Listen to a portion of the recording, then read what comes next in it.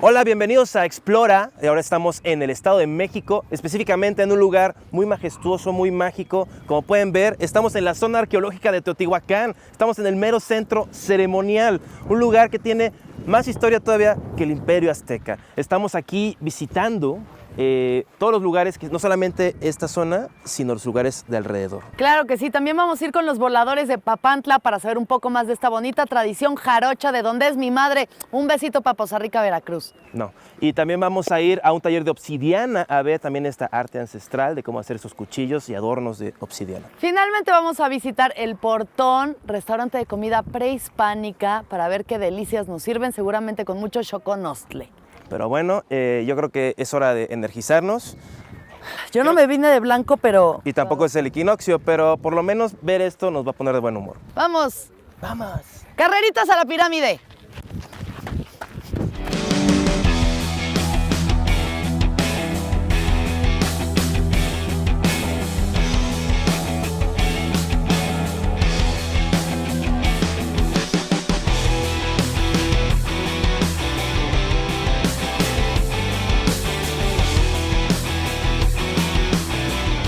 Localizado en autopista Ecatepec Pirámides, kilómetro 22 más 600, Teotihuacán, Estado de México, uno de los sitios prehispánicos más importantes del país, razón por la cual anualmente recibe más de 2 millones de visitantes nacionales y extranjeros.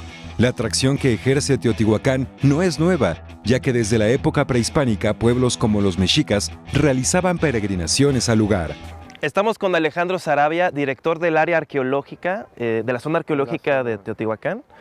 Sí. Arqueólogo además, él ha sido parte del área de no solo lo administrativo, sino la parte histórica y arqueológica de este lugar tan majestuoso. Muchas gracias por estar en Explora, señor. No, pues gracias a usted por la invitación y son bienvenidos a la zona arqueológica de Teotihuacán. Gracias, Alejandro. ¿Puedes contarnos en breves palabras la historia de Teotihuacán? Oh, es imposible, pero bueno, como asentamiento urbano, como ciudad, se estableció desde el siglo I antes de Cristo hasta el siglo VI después de Cristo, ¿no? Es una de las ciudades con más larga vida en América y es de las ciudades más grandes en el continente. No hubo en este continente, en todo el continente americano, una ciudad más grande que Teotihuacán hasta, obviamente, a mediados del siglo XIX, por supuesto, ¿no? ¿Y se veía como ahorita, en el siglo VI después de Cristo? No. Ya al final, pues ya la mayoría de los edificios estaban destruidos por los propios habitantes. Alguno de los habitantes ya había abandonado la ciudad, migraron a otras regiones, otros pocos se quedaron y empezó a llegar gente nueva también de otras regiones del territorio. Ahora, lo que nos dice, solamente está descubierto el 8% de lo que era la ciudad. Sí, de los 21 kilómetros que tenía la ciudad, solamente hemos explorado cerca del 10%. ¿Qué sería así como lo más nuevo que se ha descubierto acerca de cómo vivía la gente, cómo interactuaba con esta zona? La vida cotidiana sí es objeto de investigación en varios puntos. En unidades habitacionales, aquí cerca de la zona arqueológica, en el área de La Ventilla, el profesor Cabrera está excavando. También al sur de la ciudad, un proyecto extranjero está estudiando la región de Tlajinga. También la gente normal, cómo vivían. ¿Y cómo vivían? ¿Qué hacían? Pues eran especialistas, ¿no? No había gente sin muchas actividades. Todos tenían actividades muy concretas. Obviamente no tenemos los detalles, pero sabemos que hay grupos de artesanos, por ejemplo, talleres de obsidiana, artesanos en hueso, en herramientas y objetos de hueso, en madera, en rocas, y materiales en cerámica, por ejemplo, ¿no? Era un material muy abundante aquí, entonces, muchos talleres de cerámica. Y también materiales importados, ¿no? Piedras verdes, ¿no? Concha marina, ¿no? Era material importado. Y aquí se fabricaban varios objetos de esos materiales. ¿Y la gente vivía en estructuras igual de piedra y demás o vivían como en chozas? En Teotihuacán, la información que tenemos es que la mayoría de los habitantes, incluyendo los más pobres, vivían en construcciones de piedra, bien construidos. Obviamente son habitaciones y estructuradas en unidades urbanas, son habitaciones en torno a patios hundidos, muy bien organizados. Ahora, Digamos, a grandes rasgos para la gente que no conozca, ¿qué es lo que puede encontrar en la zona arqueológica? Bueno, mira, hay que aclarar dos cosas.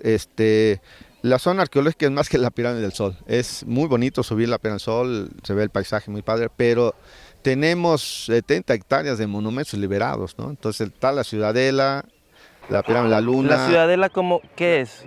Estamos enfrente de ella, es un cuadrángulo de 400 metros por lado, es una plataforma a manera de muralla que delimita una gran plaza, uno de los espacios abiertos más grandes de América Antigua, y el Templo de Quetzalcóatl, ¿no? Es un edificio con esculturas en alto relieve, único en la historia de México, y dos unidades residenciales, ¿no? Es una unidad urbana completa, ¿no?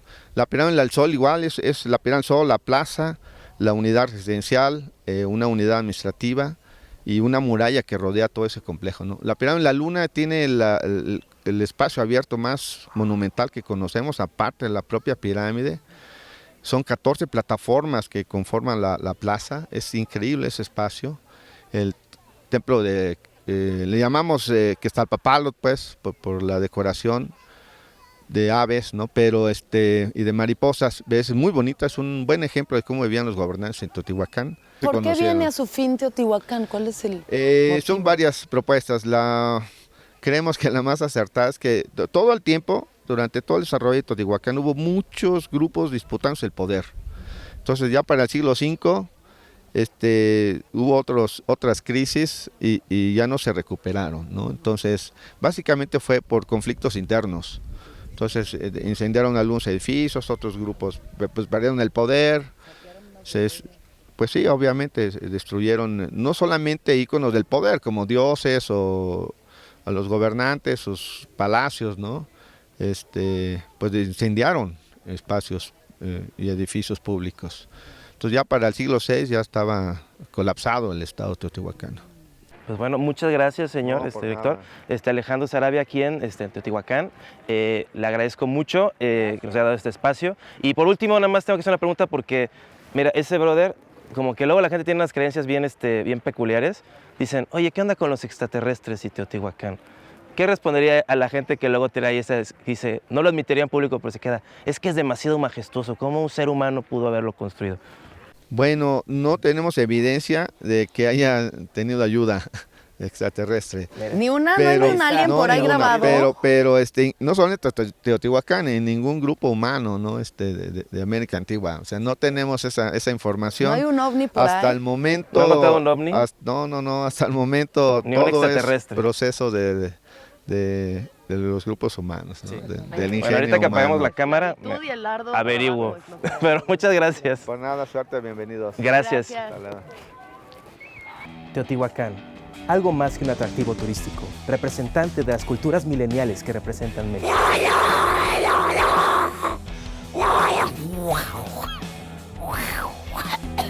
Los hombres pájaro, o conocidos popularmente como los voladores de Papantla, son una tradición mexicana consistente en una danza aérea espectacular. Sé testigo de esta gran ceremonia y participa en la conservación de una de las tradiciones más espectaculares del país.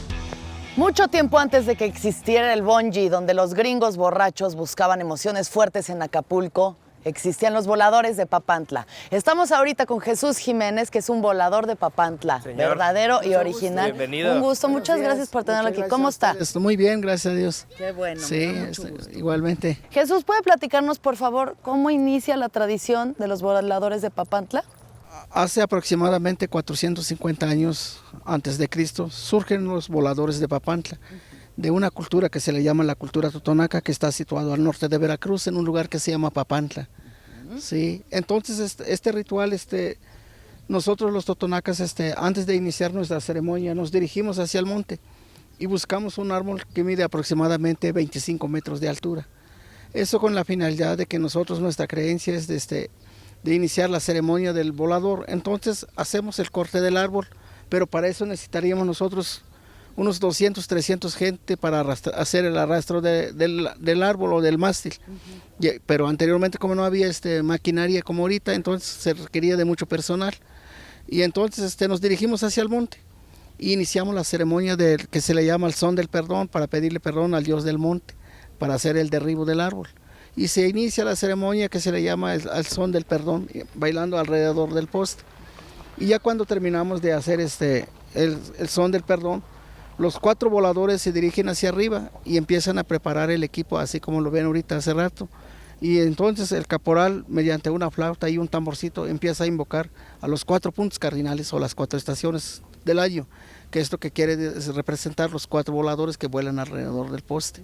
Sí, y cada uno tiene que dar 13 vueltas hasta llegar a la superficie, que multiplicado por los 4 voladores que vuelan, multiplica los 52 años, que es un ciclo de vida, o que ahorita viene siendo las 52 semanas del año actual. Algo que se me hizo bastante increíble de ver es cómo puedes tocar el instrumento, meter el ritmo mientras estás colgado dando vueltas. Es el equilibrio, la práctica que llevamos nosotros, nos preparamos desde muy temprano y no todos pueden tocar ese instrumento. Son 2, 3 personas que están capacitados para hacer ese tipo de evento. ¿Cuándo fue su primer vuelo? Yo a los 15 años. A los 15 años, ¿qué sintió? Pues sí, se siente un poco de vértigo, ¿no? Pues sí, es la primera vez y pues se siente un poco de miedo más que nada. Claro. Sí, y al aventarse al vacío sientes que te vas a matar porque pues es la primera vez que pues sientes que no estás seguro. Pero ya con el transcurso del tiempo ya va cambiando todo y uno lo va ejerciendo como tipo de trabajo. Sí, así es. ¿Existen como ceremonias específicas en las que se haga el vuelo? Sí, antes de hacer la plantación del mástil, nosotros hacemos una ceremonia que se le llama una ofrenda. Muchos dicen que es un sacrificio, pero no es un sacrificio, es una ofrenda. Para que no llegue a cobrar ninguna vida, entonces se le echa un gallo rojo, un ramo de flores, 4 pencas de tabaco y 1 litro de tequila. Con la finalidad de que no llegue a cobrar ninguna vida. Y entonces para eso es el tipo de ofrenda que le hacemos nosotros al poste. Más que nada, sí. Porque ¿qué es lo que se celebran los 4 puntos cardinales? Pero ¿cada cuándo lo hacen? Es una vez al año allá en Papantla, Veracruz, en la festividad de la Feria de Corpus Christi, cuando se presenta el Festival Shanat. Entonces, cuando nosotros lo hacemos allá en Papantla, Veracruz, más que nada una vez al año. ¿Y aquí en Teotihuacán cada cuánto lo hacen? Aquí lo venimos ejerciendo más que nada al turismo. Es constantemente, sí, constantemente. No, está bien para que vean de qué trata, es una cosa muy hermosa. Para que seguir conservando nuestra cultura más que nada. ¿Y en un día como cuántas veces pueden subir? Pues entre semana, de lunes a viernes, venimos ejerciendo 6, 8 espectáculos al día.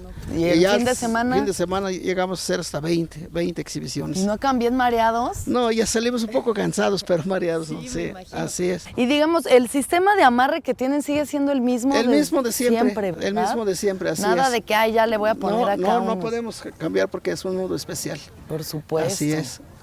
¿Y qué se necesita para hacer un volador de Papantla? Hay que tener mucho valor más que nada. Mucho valor, sí, más que nada. Así si tiene miedo a las alturas, ¿no conoce ningún volador que tenga miedo a las alturas? No, pues los que tienen miedo son los que no ejercen ese. ¿Y los comprenden o los como se burlan de ellos así en la comunidad? No, de ninguna manera. Dicen, no puedo ni subir. Claro, no, de ninguna manera. Ese es algo sagrado para nosotros. Por supuesto. Así es. Pues muchísimas gracias. Gracias a ustedes, sí. Gracias por acompañarnos. Muchas gracias a ustedes y esperemos que visiten mucho aquí las pirámides de Teotihuacán. Tajín, ¿qué hubo? Si no andamos en Veracruz. Antes de acabar, ves que el señor del equipo quiere que pregunte, como que ve algo tan majestuoso, lo de los voladores, el espectáculo, así debe haber, es como un origen extraterrestre de eso. Usted diría que no, ¿verdad? No, de ninguna manera. Eso es algo natural para nosotros. Nada más anda buscando teorías de extraterrestres desde hace rato. Ya ven. No. Bueno. Pues puro México. Gracias, sí, muchas gracias, señor. Señor Jesús. Sí, igualmente. Gracias, sí. Hasta luego. Hasta luego. Después de años de preparación, subiré este palo y honraré a los dioses. Veo la pirámide a la distancia. Te probaré como un guerrero, como un águila, como... ¿Qué haces? Aquí nomás honrando la tradición. ¿Qué haces? Estás en el primer escalón, ni siquiera has subido. Oye, ¿me ayudas a bajarme? Ya me quedé aquí. No, bájate tú. Ay, un brinquito nomás. Neta, necesito que me ayudes, ¿no? A ver, bájate. Oigan, Karina, mándame a alguien, ¿no? Ay, ya me voy. No, neta.